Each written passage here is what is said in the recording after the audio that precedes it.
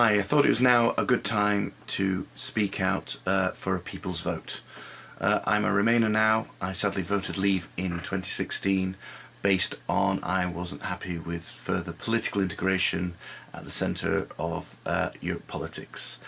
I've lived to regret that result ever since. At the time we were gripped with austerity. Cameron was being portrayed as very weak by the British media, and we were fed lots of lies about what the vote meant. One of the things that I thought at the time was we would have a separate vote for membership of the customs union and membership of the single market, both of which I approve of. So politicians, friends, colleagues all said, oh yes, don't worry, that will be the case. And look at the mess we're in now. We've got a weak government that wasted months by doing another general election and lost their mandate for a hard Brexit. It's clear now that things have really shifted when we look at more and more real facts coming out of what a no-deal Brexit means. I mean, the fact that now we are in a situation where businesses, I run a small business, I work within Europe and the rest of the world, and guess what? More and more red tape. Not good, and makes us less competitive to our colleagues on the continent.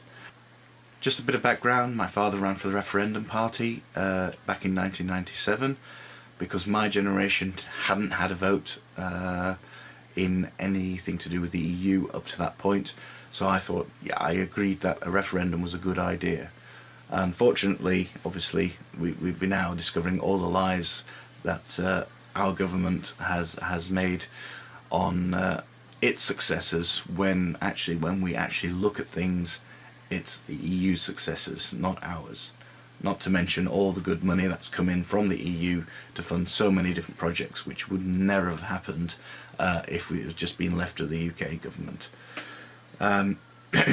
We now have this no-deal scenario where immediately the Brexiteers are fighting, saying, oh, it's all great.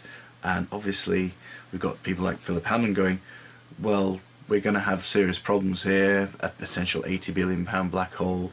Well, this is Project Reality, guys, not Project Fear. What happens when all the expats in Spain and the rest of Europe can't access their pensions, their healthcare?